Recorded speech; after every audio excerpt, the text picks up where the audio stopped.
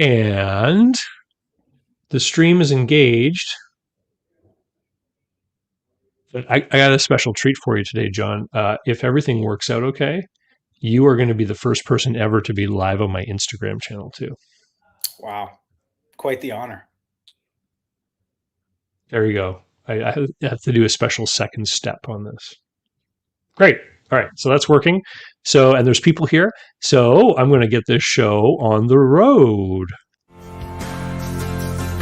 I'm David C. Barnett, and you're tuned in to Small Business and Deal Making, the podcast, YouTube channel, and blog where I talk about buying, selling, financing, and managing small and medium-sized businesses while controlling risk. So if you're looking to take control of your future through buying a business one day, or if you already own a business and you're looking to grow or exit, you've come to the right place. I talk about interesting things, I talk to interesting people, and I answer your questions every week right here. So be sure to hit like and be sure to hit subscribe, and let's get to it. Are you thinking of growing your business or beginning a journey into entrepreneurship? Take a shortcut to success by buying an existing and profitable business the right way. Visit businessbuyeradvantage.com and learn more about my online training, group coaching, and consulting services designed to help you win. All right, everyone, we've got a wonderful show lined up here today. It should be interesting and exciting and hopefully informative. I've got Jon Matzner, who's joining me from California. John, we just had a blizzard here last night. There's drifts of snow. It's about 10 degrees below freezing. What's the weather like in San Diego? It's actually very rainy right now, but this weekend it was sunny. We were on the beach. So okay. Cool. For those that don't know you, and a lot of people do know you, John's got a pretty big following over on X. I looked it up, and I think you were at like 16,000 followers over there. Your handle is Matzner John over there on X. For those who don't know you, you want to give us a little bit of a background into your history and your journey in entrepreneurship? Sure. So I started my career as a member of the Foreign Service. So I worked in embassies and consulates around the world for the State Department, primarily in Africa and the Middle East. I was an Arabist, so just kind of focusing on the Middle East. Had a lot of fun doing that, got out of the government in the late teens and was living in Dubai at the time, started raising money, doing foreign direct investment stuff, and parlayed that into actually using those capital relationships to start acquiring some small businesses, and have, I would say, stumbled and bled my way into knowing more and more about what I'm doing in terms of actually the types of businesses to buy, the types of operational challenges, how to overcome them and stuff like that. And now I'm spending almost all of my time working with American companies on hiring a global workforce. So ways to really drive business results by hiring globally. So. And I had put out a Twitter post once about a strategy for people to buy a business that wasn't necessarily a big business, but a business that you understood and you could see that you could grow using your own unique talents and skills. And I think you put some comments on that, kind of saying, yeah, that was my experience. I think it was maybe with the floor epoxy business, perhaps you were thinking about. This was a garage upgrade company. That did more than just epoxy. But it was getting in the game.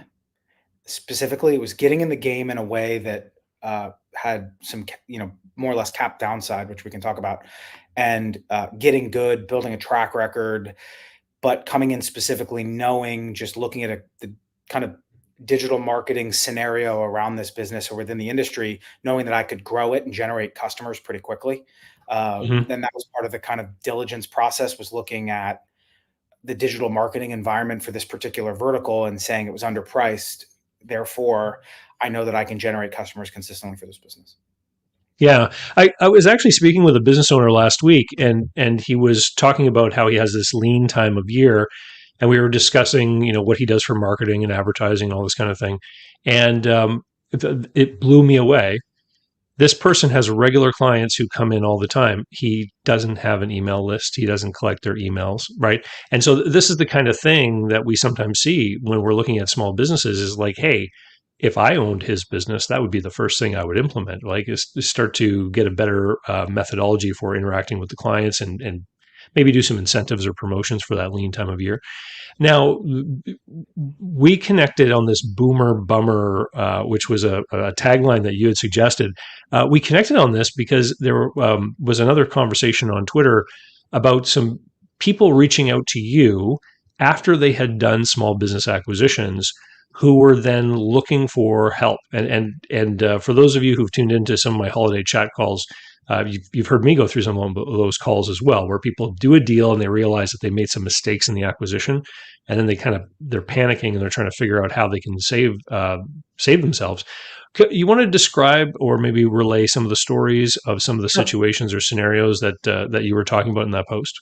Sure. So the first thing I'll say is Boomer Bummer was not a John original. It was this guy, Gary, a very smart private equity guy who's done very well. And him and I were having a conversation and he used that phrase. And I said, that is incredible phrase. So I can't take credit for it. I'll take credit for popularizing it, let's say, or trying to popularize it. So what I would say is that in so many cases, and if you look at, say, Brent Beshore, he's written about this, small businesses are small for a reason. There is a reason why they haven't been consolidated. There's a reason why they're very reticent to spend marketing dollars or upgrade their tech stack, because in order to survive within the constraints of their particular business model, they have to be prepared for lean times, or they have to be prepared with project-based revenue or whatever it is. And there are people who I have a problem with who are kind of, I would call it like backwards looking the story of success, which is just riddled with survival bias, which is Right. if that person is not paying themselves and barely making their debt service, they're probably not going to be writing about it or making videos on YouTube. And a more holistic conversation about what buying one of these subscale businesses really is, because if you think you're going to be a capital allocator, you don't have, unless you have capital, I would say, you think you're going to be dealing with professionalized white collar folks, broadly speaking.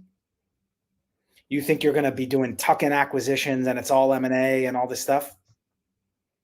That is not the way these businesses get stuck. Well, it's interesting that you're talking about this kind of stuff, because when I came into this world through becoming a business broker. And before that, I was a finance broker helping small businesses get loans and leases for equipment and stuff like that. And so when I was a business broker, I did not see like MBA graduates come into my office looking at buying a business that had $2 million of revenue, right? What I saw were these people that grew to manage a business, and then they wanted their own, and then realized, hey, maybe I should buy one instead of starting one. Love that. Perfect. Right? Or they were the entrepreneurs themselves, maybe, who had built a business, and they said, now I want to grow into something else, but I know how hard it was to build a business, so also, I want to do it. Love that. Right? And so it was literally 2019, I think I read that HBR guide to buying a small business, where they described the search fund model. And I read it and I thought it was absolutely insane. Like, and the thing that I thought was insane was that people were willing to put up money to pay a person a salary to go and search for a business. And it was only in perusing back through the book towards the beginning that I realized that they described their definition of small business in that particular book is a business with revenue of $10 million. And I was like, that's not a small business. That's a mid-market business. I have to jump in because it's such an important distinction where I think people get messed up, which is I've become friends with I'm getting lunch with him tomorrow, a guy named Tim Ludwig, done very well as a search fund investor. He's become a friend. When you talk to those guys about what they do and what they fund, they are incredibly disciplined in what they buy. $1 million in earnings, retiring owner, recurrent or highly recurrent revenue, essential industry, and I think there's one other characteristic, and that's it. And they stay right there. And the concept of entrepreneurship through acquisition, with the capital resources that those guys have, an advisory board, that I get, and they return extremely well. The issue becomes when you take that mindset and you go, oh, I'm going to do that, but for a subscale moving business. And I'm going to slap a bunch of debt on it, and I don't have extra capital, and I'm only going to put 5% down, and I'm going to try to bojangle a seller note to just get my way in this business. And now you're playing the game. It feels like, to an influencer, it feels like it's the same thing. Hey, look, search funds.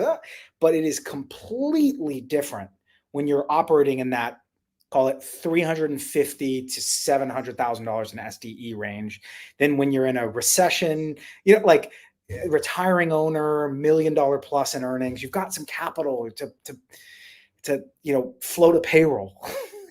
Yeah. Right. So that's where it's, I don't think the core concept is wrong at all. Not even close. But when people don't understand how to read a P&L and are escaping corporate world, and the first thing they want to do is put a big ass personally guaranteed loan on a small business, I think they're nuts. That's it's not anti-business buying. I love business buying. I'll buy businesses the rest of my life. It's just this, it's the amateur, I don't know what I'm doing, so I'm just going to go freaking cannonball into the deep end. It just makes me nervous. And so now let's take it to some of those stories, because some people did some of these deals and then got into trouble and reached out to you. Do you want to describe kind of in broad strokes what the kind of different scenarios have been that you've seen? Yeah, there's been a couple. I think broadly speaking, and you probably know this from your day, which is almost pretty much across the board, they are folks who are, by all accounts, smart professionally and accomplished in a corporate sense. Meaning these aren't 25-year-olds. They tend to be 30s or 40s. They've had some success in, as a middle manager of something big, right? And they're like, I've always wanted to be an entrepreneur. And so jump 2 feet in to ETA, which, according to people who I disagree with, is the easy way to get into entrepreneurship. And once they get in, they realize that they essentially have zero knowledge, none, because they're managing and working with people who are not white collar. Yep. They do not have capital to, they get QuickBooks holds their payments for 20 days and they're in trouble because they don't have access to additional capital. All the people that were rah around the transaction, who all took their chips off the table on the day of close, 60 days in, they realize they're in a battle for survival to just make their debt, not to mention grow, not to mention pay themselves, not to mention get out of running it day to day, not to mention. So, I think that there's the scenarios are all the same, which is it's somebody who's smart. Undoubtedly, it's somebody who's smart, but they are extremely green when it comes to what I call the knife fighting of small business. And they've got a $32,000 a month payment every single month from day stinking one. Yeah. So they all have that kind of commonality. It is never guys who've been in business before, ever. Like, oh yeah, I owned a gardening company. I started it, but I want to grow, and I want to grow inorganically, pop an SBA on it. Like, awesome. Love that. So cool. Owner buyout by the GM. Love that. They know what they're doing. It's always these people who have been, in my opinion, kind of misrepresented to that buying one of these subscale service businesses is somehow easier than, I don't know, something else. So part of what is said often is that, and I say this too, that buying a business is less risky than starting one because you already get the customers. But when you and I were having a chat a couple of weeks ago, we started talking about how you're just oftentimes trading one form of risk for another. So it's like, okay, well, now I'm buying the business, so I don't have the customer risk anymore, but I've added this other sort of finance overhead kind of risk because now I've got this big loan payment that I have to make. Well, one of my big challenges, and the thing that I'm always talking about, is that I think that people get into this over leveraged to an incredible degree. A big part of the problem of that, I think, is the fact what SBA rules are in the U.S. We don't see that level of leverage anywhere else. Or if there is that level of leverage, it's far more like seller carried debt than an interested party who has a real interest in seeing the new person succeed, right? And it's a different dynamic when the seller is still sort of tied in with a material note, like 50-60% of the purchase price, right? That person's going to be there for guidance, coaching, assistance. They want you to do well. because they want to be paid. They don't want the business back, right? So, like, what was your experience? Like, talk about that then. Yeah. So my experience was, for whatever reason, and I'm very happy with it.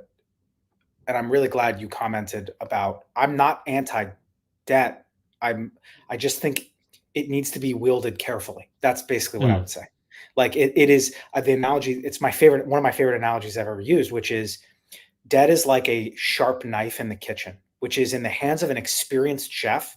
It makes everything easier. But for me, I'm going to cut my stinking finger off. Meaning, just give me the dull one so I've got some room for error. Like, I know I can't do all the crazy stuff you do in a French kitchen, but you've been a chef for 10 years. I'm just getting started, butter knife. And so it's so like the guys are like, well, you sell equity. That's really expensive. It's like, yeah, but I'm not going to cut my finger off, because equity is soft and debt is hard. Right. right. So that's what I would say is it's like a sharp knife in the kitchen, which is in the hands of a freaking Michelin starred chef. They can do things you could never imagine, but in the hands of an amateur, ooh, it just makes me a little nervous. So in terms of my experience, because of my background in the government, I'm obsessed with risk. And what I would say is my only rule was don't die. Because if I run out of money, I have to go Hmm. get a real job and I can't ever be an entrepreneur ever again. And so or I have to spend 10 years rebuilding my relationship with my wife because of what we went through when I was cratering, right? And so for me, it was not about upside maximization. It was about getting in the game and staying in the game until I got smart Yeah. and surviving, not having to go take a job to pay the bills because I took one shot and I was slightly off. And now I have to go back to wherever, And so that was my philosophy, which was, how do I stay in the game until I understand how to be good? And it took me 4 or 5 years, and I'm very good right now. I would slap a ton of leverage on an acquisition because I'm good, but it took me a long time to get good. So that's how I think about it. And so, I've had lots of conversations about the difference between building experience in small business and being in a corporate environment. One of the things I think that comes up a lot when you are coming from that corporate space, to your point, you've got all of these individual practitioners that are all specialists in a certain thing. And you can be like the head of a department or the head of a business unit in a big company, and you can manage the P&L, but you never have to manage the balance sheet, right? There's some other away party that makes sure that there's always sufficient operating capital for whatever growth and sales you intend to do, even if you're giving your customers 30 days to pay or something like that. And they've always got access to these other people within the organization who are pigeonhole specialists in their key functional areas. One of the things I've heard from many business owners is that they'll get to a certain size and then they'll want to bring in like a person with experience from a bigger company to come in and help them with a certain thing. And if they go too far into a large organization, for example, and they bring in a former VP in a big company, that person actually is not really useful to them because that person is all about strategy, vision, etc. They've got no idea how to execute or implement anything because they just told other people do this, and those other people did it. In the world of small business, sometimes the owner has to figure out the problem in Mailchimp or whatever it happens to be. We have this thing where I've helped some folks getting started in entrepreneurship. And a lot of what I tell them is, you know, we're talking about generating leads for a small business. And I say, you have to sweat or spend. And if you don't have the money to spend, why do you think I got good at running Facebook ads? Because I didn't have the money to pay a good marketer Mm. 10 grand a month. So it's like, well, I don't know Facebook. It's like, well, then you're SOL, right? And so a lot of this stuff, the reason is because you don't have the money to hire an email marketing expert, because you have to roll up your sleeves and administer payroll or build the website. So all of these skills that I've developed have been out of necessity because Yeah. I didn't have a pile of cash. Oh yeah, just get a good Facebook guy. He's like 10 grand a month plus ad cost. I'm like, what? I can't do that. I don't have the money for that. And so a lot of the skills I developed were because I didn't have that. And so I rolled up my sleeves and figured it the F out. Right. So that was just I think that people need to be prepared that they're not going to be allocators, right? They're not going to be allocating. They have to earn the right to do that, depending, again, especially if they're on the smaller end of the range in terms of an acquisition. Yeah. And by allocator, you mean some owner who's spending their time in overseeing other people who are doing everything in the business. This whole idea that you can somehow acquire a small business and put somebody else in charge and look at their weekly report or something like this. It's interesting because I run into this kind of stuff all the time. Um, for most people that are going to be buying a business, that one acquisition and the debts that come with it are going to be so personally significant. They're going to want to be in the middle of it every day. I've yelled at people about that. I'm like, so let me get Yeah. this. You're going to bet the roof over your kid's house if you're not in a homestead state. And your plan is to hire somebody, and you can afford somebody who's 90 grand a year. That's what you can afford. I looked at your P&L, and who has no downside exposure if you mess up.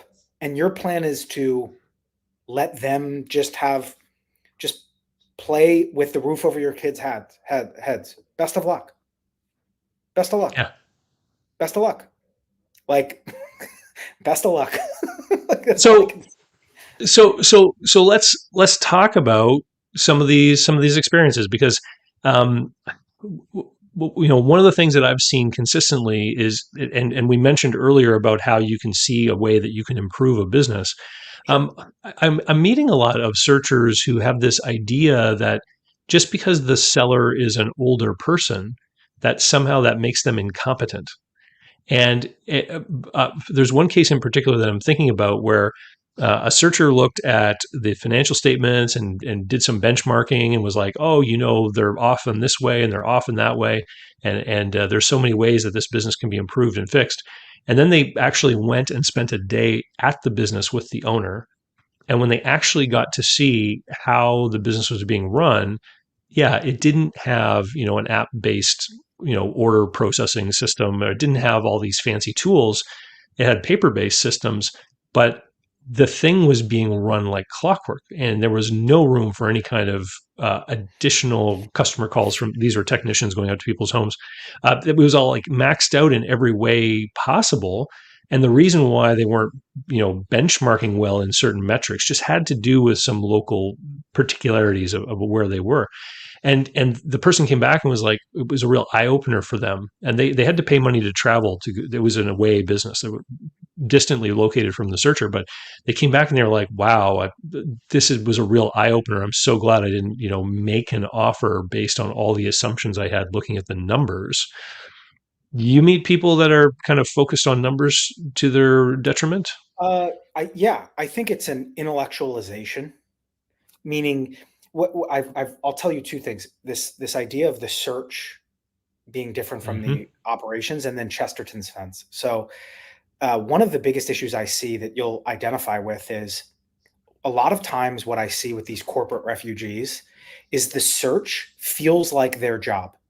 It's mostly desk-based. They're talking to a quality of earnings person. They're looking at contracts. It feels like what they know. And so That's a good insight. They start to develop almost like an arrogance that somehow the map is the terrain. And it's like an intellectualization. It's a white collarization almost. And then what happened? And they go, "Oh, I know this. Yeah, look at how bad he wrote his P&L is." And when they finally, if they do end up closing and they're actually in it, now they're getting like shot at, and they're like, "This is nothing like what it looked like back at headquarters, because I'm short on cash and the customer just called my cell phone." And so one of the biggest risks that a lot of these call them wedding DJs do is that they monetize the hope and the dream because it feels similar. And it's like, yeah, just like replace the fax and add this little thing. And it's like, maybe all the customers use fax machines. Maybe by slapping a bunch of SaaS on it, when there's a downturn in the business, you can't survive. He intentionally kept his tech stack minimal because when the economy softens, which it inevitably will, you can't afford to have 15 grand in SaaS. So there's all these assumptions that I think that are incorrect, frankly, that you just have to be a little bit more deliberate about. Second thing I'll say that goes to what you said, there's this concept in economics called Chesterton's fence, which I've written about a lot, which is don't ever replace a system until you know why it's there. Yes. Even if that takes you 30 seconds, don't assume you know, oh, that's so dumb they do it with paper and pencil. And it's like, well, maybe the wholesaler who comes in is an old school guy and he won't do business with you if you try to get him to use the computer. Let's leave it at paper and pencil. And so a good rule of thumb is don't F with stuff until you know why it's there. Now, if you know why it's there, you can F with all you want, but don't presume you know why they're using a fax machine. Maybe their customers use faxes. And so it's this intellectual arrogance that I think is somewhat proliferated in these echo chambers in certain corners of the internet, that if you talk to real operators, they come in hat in hand and they say, I'd love to learn about your business, David. You built a wonderful legacy. Interesting. Is there a reason why? Oh, it's so great to learn from you. Wow, you've been running this business for 20 years. You must be incredibly proud of what you've done. Not, I have an MBA and I'm so smart because I can make the columns automatically total in Excel, which is what I think a lot of these folks do. Well, I mean, you mentioned a couple things here. Like one thing is about how things are being represented online, and one of the things that I'm pointing out more frequently to people is that this whole buy a business as a path to entrepreneurship.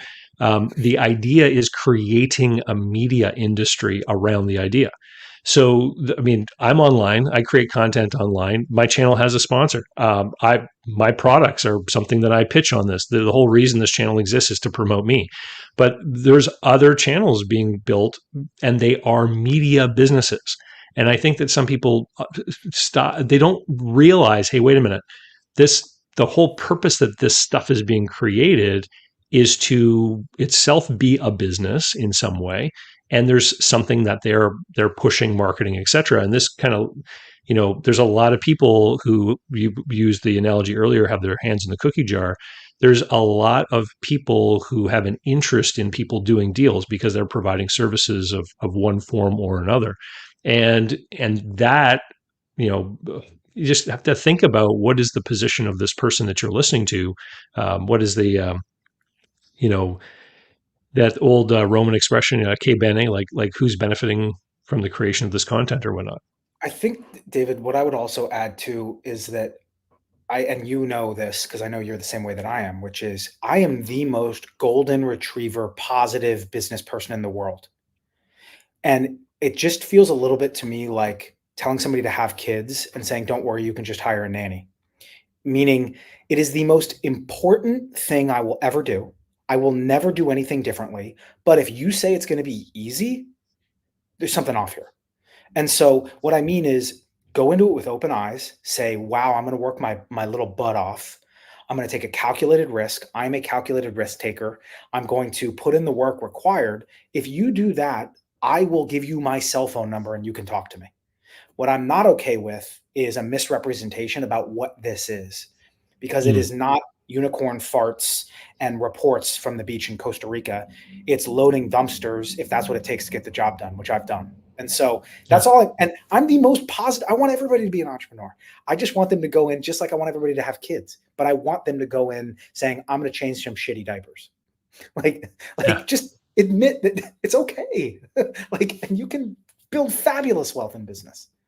Right. Well, one of the things that kind of gets my back up is when I get approached by people who are looking for advice or guidance about things like their internal rate of return, or like they're projecting out this small business activity the way an analyst might look at a publicly traded company, right? And so they're getting their head all into these numbers about what they expect to do and what they expect to have happen and all this kind of stuff. And my standard pushback on those people is, we don't know what the future holds. The real question is are you interested in this industry? Are you interested in what this business does? And do you have value that you can add to this business? Are you going to be a positive net contributor once you get your hands on the steering wheel? Because once you're in the business, right, a whole new plethora of avenues are going to open up to you as you realize what you can and can't do with that business or what new opportunities might be there. You could double the business in a couple of years, like forget your 30% rate of return or whatever. You could do even more with it. The question is it reasonable to assume that you are going to be able to run it? And that, again, I think is a disconnect people have when they're coming from MBA land. I think they have this different perception. I almost envision it like a mountain, like that these schools are like up on the hill, and all these people have gone to school to learn about big business and how to be a C-suite executive and all this kind of stuff. And then all of a sudden, and down at the bottom of the hill, there's all this activity with entrepreneurs and people running businesses and stuff. And it's like they suddenly notice, hey, there's these little ones down here. Let's go take a look. But they have that different perspective because they're not coming up the hill; they're coming down the hill. It's kind of the way I see it in my mind. I think it's a great analogy. I think there's probably a lot of different ways we could describe the phenomenon. To me, it's value creation on upper Main Street, even the lower middle market, is an operational exercise, not a financial exercise. That's the other way I think about it, is it's not spreadsheet, cost of capital, maybe up higher into the higher lower middle market or the middle market. It's about how much debt you can slap on and keeping the management team in place. And that is a different private equity game, which I am not a part of. Down in the place, the part of the mountain where I've made my living as a hunter, it is an operational exercise, and it's driving a key employee to AA because you can't lose them. That's the part of the mountain where I live. And yelling at QuickBooks because they froze some funds for no reason and I need to make payroll. Like, that's the part of the mountain where I've learned to operate. And so somebody at the top of the mountain go, yeah, just buy bigger. Awesome. Great choice. But when you come in and you try to play at the bottom of the mountain with top of the mountain skills, you're going to get chewed up and spit out. That's how I feel. Yeah. We've got some people who are joining us live. We got Kevin, who's down in Lakeland, Florida. Hey, Kevin, how are you today? And Gurjeet says that this is his favorite YouTube channel. Hey, that's awesome. Thanks for joining us here today. And if you've got any questions or topics that you want me and John to discuss, just put them into the comments. We'll be happy to chew on some of those. Some of the big areas that I find people fail to plan for when they do these deals. The biggest one probably being capital expenditures. The whole idea that machinery and equipment and their replacement is not included when you look at things like seller's discretionary earnings or EBITDA. I'm even hearing more and more frequently on podcasts about acquisition how people are saying, I bought this business that had, a $2 million EBITDA, but now that I'm in it and we're operating and we're doing this, that, and the other thing, I'm lucky to clear a couple $100,000 a year. And it just really highlights to me that sometimes people get into these deals and they really don't stop as part of their due diligence and make a proper cash flow forecast of what it's going to look like when they start to operate. I call it the day two problem. Like the day after you buy the business, what is this going to be like? And a lot of people just aren't making those plans or looking at it. People ask me about acquisition, and you'll laugh, David, which is people say, how much wiggle room do I need? And my answer is more,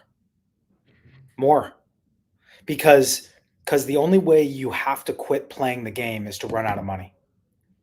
Yeah. That's the only way you lose is if you go to zero. There's everything else you can recover from. Frivolous lawsuit, a key employee quitting. You can recover from all of that, and that is part of what we sign up for. But what you can't ever recover from is going to zero. You only get to die once. And so, default on your payment or miss your lease payment or whatever it happens to be. And so when people say, how much cash or leeway do I need? I say more, as much as you possibly shoot all 6 bullets and then throw the gun. Like, you need all of it. That's the way that I approach it, because I want room for error, because I am so imperfect and I'm not, it always looks different in real life. So, yeah. Yeah, and one of the ways I think people violate that rule quite frequently is by what I call putting their last nickel into a deal. So they say, here are my resources for a down payment, and now they try to max out the size of the deal they can do with those limited resources, and they don't leave anything in reserve. And it's just another reason why buying a business, you have to approach it from a position of strength. It's how do I describe this? There's two kinds of buyers that I work with most frequently. I recorded a video the other day, and some of these concepts are in that video too. But the number one group are people who, for some reason, have a difficulty getting employment income. So this would be maybe someone who's new to the country or something like this. Maybe their credentials aren't recognized in the new country. They need to get a higher income, so they'll buy a business where they're buying a job for themselves, and they're getting that higher income. So those are sort of A the lot of franchises do that too, obviously. yeah. So these are people that are by necessity have to get into business because they need an income, right? But for most people, especially if you've gone to post-secondary education, they don't fall into that category. They've got marketable skills. They can go and get a job that is going to give them a reasonable salary. So then what is the second group? It's what I would describe as people who are leveling up. So they've been in a career of some kind. They've grown through the ranks, and they say, you know what, I can't continue to grow professionally or reach the next level of what I wanted to develop into in this organization. I need to take control of myself. And then they start, almost always they examine the idea of starting a business.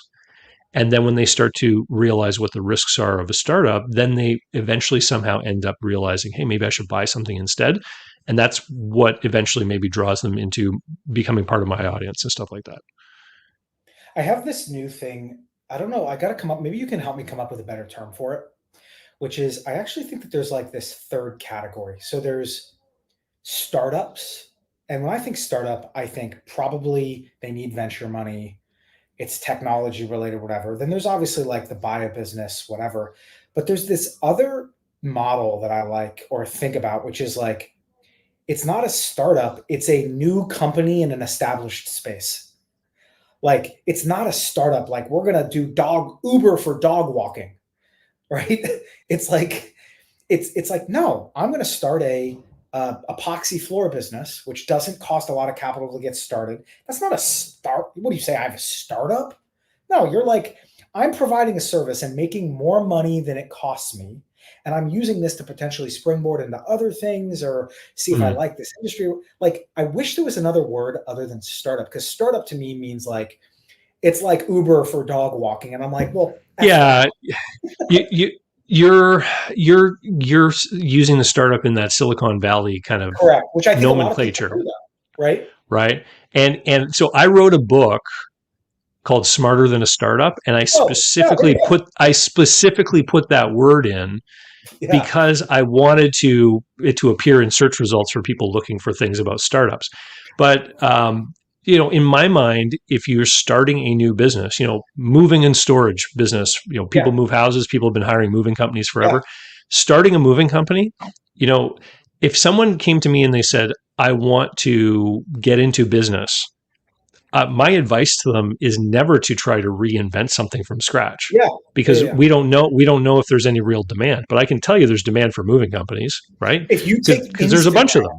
If you take Instagram extremely seriously, and then you sub out the actual moving company or the actual moving mechanics, and you charge a premium because of how good and visible you are on social media, that's not a startup to me. That's I love the name of that, Smarter Than a Startup, where it's just like there's this association with it. And I'm like, man, it's got enduring. Just take Yelp really seriously. Really seriously.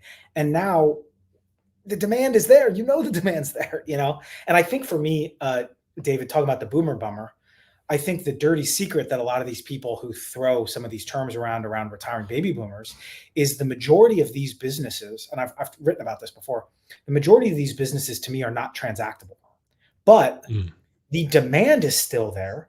And so the way to capture the demand without buying some subscale moving company or whatever it is to do one of these new company. I don't know. We got to come up with a better name for it. I don't mind franchises in many cases, right? There are other ways to get exposure to the retiring baby boomers and the customers they've left behind, other than trying to like PG into a $400,000 yucky company that the trucks are falling apart and I don't even know what the hell I just bought. So that's like, Well, I mean, I've done videos before, interviews about the whole silver tsunami terminology, that whole Yep. idea about how these retiring people are, this greatest transfer of wealth. The Yep. reality still is that 80% of businesses listed for sale on these online business for sale websites don't sell, right? And a lot of these businesses could be very lucrative and profitable for their owners today. Okay. So there could be a baby boomer earning $500,000 a year off their business. But that's because they don't have any debts. They've Yeah. paid for everything, right? And so Exactly. in their hands, it's a good cash flowing machine. The minute you try to acquire it and pay some kind of multiple of cash flow, and then you apply the leverage, and then you've got the debt service, and then you look at everything, and you're like, hey, wait a minute. Once it's in my hands, it doesn't nearly work as well. Then this is the problem. And many times, of course, these sellers are being told by uh, different advisors that their business may be worth more than it really is. And so they come into the market with an overinflated expectation. One of the common questions I ask when I'm talking with buyers, when we look at a business and try to figure out what a reasonable offer on the business might be, is I'll say, like, what do you think it might cost to start this? If you were going to buy all these assets and you were going to start this, what would it cost? It's always going to be some amount less than the price of the business, right? If it's a good, profitable business. But then the question is that gap, that differential. Like, how long could you lose money in startup mode with that money, with that investment? Like, are we really saying that you're willing to invest 4 years of startup losses up front to avoid those 4 years, or could you get it to make money faster? Like the you don't need to do a deal. You need to be a business person. You're singing my language, right? Which is, you want to get in the game, get in the game. There's a lot of different ways to do it. And then if you want to go acquire to scale faster or to pay, love that. I think my big thing, I don't want my message to be muddled. I think my big thing is just an escaping corporate refugee needs to be very, very, very careful about thinking that a leveraged buyout of a subscale service business is the way to get a seat at the table. That's like if I have nothing else, if you put that on a billboard, that's what I would want to express. It's not anti-debt. It's not anti-acquisition. It's not anti-ETA. It's not anti whatever you want to call it. It's not anti that. It's anti, I want to be an entrepreneur. I'm 40 years old. I have 2.5 kids and a white picket fence. And so I'm just going to like YOLO my way into like a pest control company. Pest control is not bad because it has recurrent revenue, but whatever, that's, I think that's my big jihad. We've got some comments here. Anthony says, "Hey folks," and he says he's been following Jon for a while on your blog and email list. Hey Anthony, thanks for joining us here today. We've got a question from David for a little bit of advice. Says, "I've been having trouble hiring for my cleaning business, both residential and commercial. How do you go about hiring competent people?" You got some feedback for David? Yeah, for you. For me. Yeah. Okay. So yeah, I would think about it 2 different ways, depending on what it was. The first is if it is for like live blue collar people, because I've helped a lot of people build systems for that, whether that's like house painters or cleaners or fast food workers or whatever. I find that if you treat it like a marketing funnel, it does really well. Mm-hmm. Meaning write your job post, not with corporate BS, with copy, right? Speed to lead. When someone applies, are you responding right away? Are you reminding them, just like with sales, right? You don't just like post an ad on Indeed and then email them once 2 days later. You have to treat it like it's marketing. And I find that can fix a recruitment funnel for low skilled folks. So that's tends to be how I do it. So write good copy, respond quickly, add value, that's what I find. That's how I do it with like entry level or blue collar or whatever. If it's for people that are like in more demand, like high level recruiting. So I've helped folks who like need to hire veterinarians or massage therapists where there's like, or mechanics where there's real competition for it. The way that I hire like that is everybody says like, oh, we need to post more on LinkedIn or something. That'll help with our hiring. And I'm like, BS. Pay them 20% above market. And the way that you pay them 20% above market is in all of your back office stuff, use global talent and take your savings and plow it into your in-person people. And magically you don't have a veterinarian problem anymore. Yeah. You pay 20% above what market is. You don't have to raise your prices, and you don't take a margin hit by having the person who answers your phone not make $48,000 a year. Yeah. Stick that person in Mexico with fluent English, pay them $15,000, and take some of those savings and plow it into your veterinarians. And magically, by paying 20% what your competitors can in the competition for talent, you win.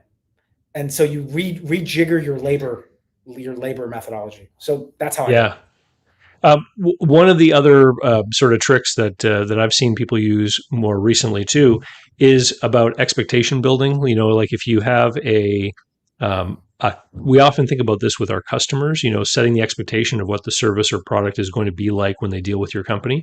So you can also do the same thing in your hiring funnel. So when somebody applies for the job, maybe what you do is reply back with a link to a video that you've created that shares, you know, this is what we do here every day, and this is what you'll be doing, and this is what our company does, and this is why it's important. And fill in a lot of the questions that a person, if you think, what kind of questions would this person ask me at a job interview? You can front load all of that. And I know people who've done this, and they've had applicants reply back with, "Oh, I'm so excited after watching that video." And other people who will say, "I watched the video, take me out of your process because I don't think it's for me." And it can really help to streamline who is or who isn't willing to go through your hiring exercise. Dave also says, thank you to me. Thank you for helping me analyze the business before I purchased it. You really eased many worries I had before buying it. Thank you very much, David, for that. Yes, it's one of the things that me and my team do is we do these analyses of businesses that are for sale to give people an idea of what a reasonable price or offer should be. Thanks, David. We've got one here from Annabelle Marine who says, do you guys have any transitioning tips? What if key people leave and how to pivot? So this I would be assuming is with the respect to the purchase of a business. I've got some tips. You got anything you want to throw out there, John? Either one. Okay. So the number one thing that many buyers of businesses are worried about is that key staff will leave. And I remember once sitting in a meeting between a buyer and seller when a buyer expressed that concern to the seller, and the seller says, it was a restaurant. He said, "This is a restaurant. I guarantee you within a year, they'll all be gone." And so the key is you have to get processes and systems and checklists and all that kind of playbook kind of stuff because you will have to replace every person at some point. And so if the systems don't exist when you're buying the business, if the seller hasn't put that in place, when you're buying the business, you have to have a plan to get that stuff documented and put together ASAP. Ideally as part of the transition with the seller present so that they can fill you in on all the details that may not be documented anywhere. Want me to comment? How about you, John? Yeah. Anything to add? I'll tell you two different things. David, I'll pitch you on something, even though it's not really pitch. Okay. I'll read a quote and then I'll pitch you something. One of my favorite quotes from the chairman of Toyota, Fujio Cho, that answers this question to me is, "We get brilliant results from average people managing brilliant processes, while our competitors get average or worse results from brilliant people managing broken processes." And so when I build companies, I build systems that people operate, not people. Because people leave, they get sick, they get hit by buses, including the owner, the GM, the key crew guy, whatever. So when I come into a company, I think, who has knowledge in their brain that I need to get out as soon as thinking possible? I call it the hit by a bus test. If David gets hit by a bus, can we still make payroll? No. Well, shit, David, let's talk about how to run payroll. I actually started a company that's doing really well, working with a lot of different companies called teamwiki.co. Where we do live interviews with members of your team and we build all of the operational documentation. I was actually thinking about going to business brokers and saying, hey, in order to get an extra multiple when you sell these businesses, hire us. It's a couple $1,000 a month. We'll write all this stuff down. And now you might get an extra turn because you've de-risked the business by externalizing this knowledge base. By interviewing key employees and saying, here's how we run payroll. Here's how we do purchase. It's called teamwiki.co. I have a CEO who runs it. And I'm like, you could get a higher multiple because you've de-risked the transaction. Because now it's like, here's how we return an order that's been rejected by the supplier. But if I go into the business, it's like staging a home. I think Yeah. that the business seller should pay. You might get an extra $100,000. So I haven't done that yet, but it's one of my ideas for it. So when I was a business broker, I used to try to help some of these business owners by buying them copies of E-Myth Revisited, Yeah, and yep. nobody read the book, right?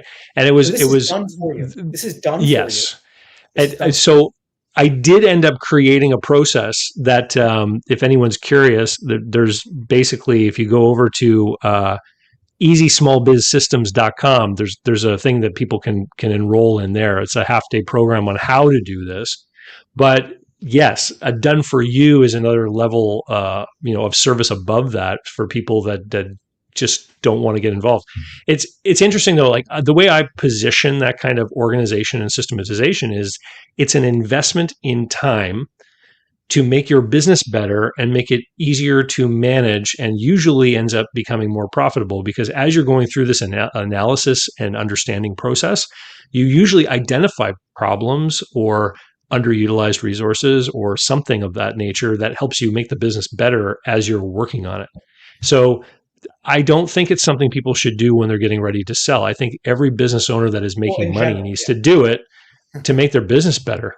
Like I do it on every business, right? I do it in all my businesses, every business. The thing for me, I wrote a newsletter about this called "Are Your Employees Holding You Hostage?" Which was, I also wanted to build a company where if any person got hit by a bus or asks for a tripling of theirs, let's say I'm a key employee and Onaball tries to get me on some retention program, right? And I sign it and I know that I've got the new business owner by the private parts. I'm going to come in and say, look, I walk tomorrow unless you do X, and I want a company. And I didn't ever want to buy and run a company like that. I want to say everyone is replaceable, including me, by the way. We run a business, not a series of individuals. And so that's the other thing for me. It was always de-risking transactions, because I never wanted to have a tough conversation with an employee who knows he's got leverage over me. If I leave, I just never wanted that. So the follow-up question that Annabelle put is, he says, I'm thinking of a retainer package to key individuals. And this is often something that I hear from people who are buying a business. They're like, I'm going to put some kind of bonus plan in place. What they're essentially doing is telegraphing their understanding of the fact that they're being held hostage by these employees. They're saying like, I know that I'm susceptible to your every whim, so please accept this money. The thing that I would say to really be careful about that is, once you create that bonus, then all of a sudden you are changing sort of the expectations of what the job is worth. So if you say, hey, you stick around for 6 months, I'm going to give you this $5,000 bonus, you will probably end up in a position where the person's salary has to be increased by that amount going beyond that period of time. Like it usually then creates an expectation that the job is worth more. I also think that in a lot of these small business environments, money is absolutely useful, but again, they don't get along with you. The old owner promised them that they were going to take it over, so they're pissy at you and they start doing a bad job. Like, there are so many risk factors that can't be solved by a little bit of a spiff. And so for me, I just never wanted to be in a position owning a company where I go, I sure hope David doesn't figure out that we're screwed if he quits, because I know that David's going to come in and twist the knife, and I don't want to be a slave. I don't want to be held hostage by my team. And so for me, I just wanted to create a business that exists separate from all of us, including me. And then somebody comes in and goes, give me double my salary or else I leave. And I go, best of luck. Best of luck. I'll write your recommendation letter. It sounds like but if they have me leverage over me, not my favorite. Yeah, totally. And Annabelle says, yes, that was the hesitation, was that, basically admitting that they have leverage over you. We're getting up here to the end of the hour, John, and we have to wind things up here. You mentioned a couple of the different sort of businesses that you're into. What ones would you like to share with the audience who might want to reach out later and make contact with you? I would say just check me out on Twitter, because I'm launching something publicly this Friday. in the global talent space. I've been working on something for a while now. And we're finally going live with it. But I'm very, very passionate, particularly because of my background in the foreign service, with helping small businesses use high quality, low cost global talent better. And so really, it's not outsourcing, it's not offshoring, it's not BPO. It's genuinely integrating people from around the world in your companies that create better outcomes, increase the quality for your customers, that kind of thing.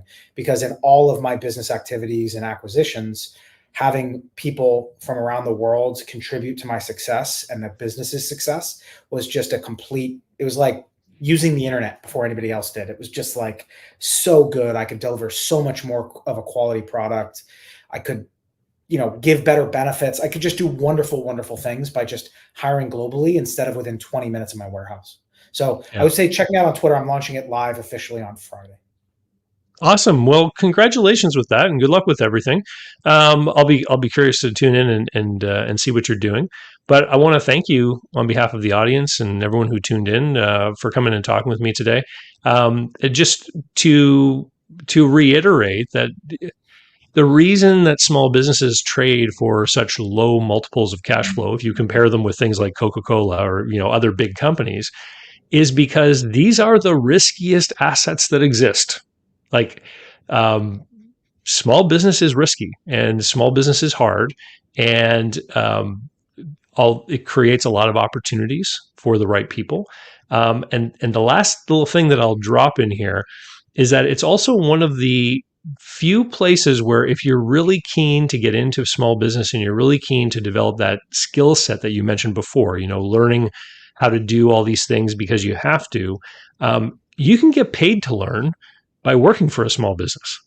And very often when I suggest this to people, they're kind of surprised to think that I would suggest that. But I've met people who've successfully opened pizzerias, for example, after they've been the delivery guy, the waiter, and the chef in another pizza business, right? Like, you can learn these skills and get paid by taking a job in one of these types of businesses, and really get a better idea of what you're in for if you become an owner. David, I'll be very specific. I just gave this advice Friday to a retiring gunnery sergeant from the Marine Corps. And I said, go find a business person whose life and business career you admire and say, I want to be attached to your butt for 6 months for $20 an hour. The only rule is that you have to bring me into all your meetings, because if you do a good job, he will fund your acquisition. Yeah. Because they have more opportunities than competent people. But you have to be willing to get coffee for 6 months and say, how can I be useful to learn how business really works? You approach someone and say, I've been in the Marine Corps for 20 years. I don't know jack about business, but I promise I will carry water with a positive attitude and push the ball forward. In 6 months, they will fund your acquisition. But you have to be willing to humble yourself and get in the stinking weeds and get the coffee, right? And that was my advice to him. People who have been successful over the long haul in business are, usually end up being wealthy people, and wealthy people are always looking for investment opportunities. And one of the things that they're looking for is people to invest in. I am. There's a tab on my blog site over at davidcbarnett.com called Buy a Business with No Money. And it's a collection of all the videos I've made over time where I break down how a lot of these claims are ridiculous and how they don't work, et cetera, et cetera. But there's one video on there that describes a real no money deal in which a person joined a business. They grew to become one of the managers. They got to know the owner over a long period of time, several years. And then the owner wanted that person to buy the business. And the video describes the process they went through. And that person bought that business with none of their own money. But obviously, they were able to leverage the relationship that they had established and the trust and all that kind of stuff. And, creating these strong relationships with people who've been there and done that, getting yourself into a network of business owners and creating these relationships is a key to a lot of solutions. Awesome, John. All right. So we got a bunch of people saying, thank you. This was great. Talk to you later. Thank you, everyone who came in and saw us live here today. And John, we'll see you next time. And let me wind things up for the end of the show. So, how can you learn more about buying, selling, financing, and managing small and medium-sized businesses? So, how can you learn more about buying, selling, financing, and managing small and medium-sized businesses? Easy. Go over to my blog site, davidcbarnett.com, where you can learn more about me and how I work with my clients. You can learn more about my books and courses that I prepared for you. You can find out how to subscribe to my email list, the YouTube playlists, and more. There's literally hundreds of hours of content there, all for free, and I'd love for you to be my guest. Special thanks go to Mark Willis at Lake Growth Financial, today's video sponsor. Mark helps people better manage their personal and business finances through the Bank on Yourself insurance strategy. This is something I've done personally and I've seen others use it successfully for years. Go to newbankingsolution.com to find all the interviews I've done with Mark and learn more about the advantages of these programs. While there, sign up for a free consultation to learn what this solution might look like for you.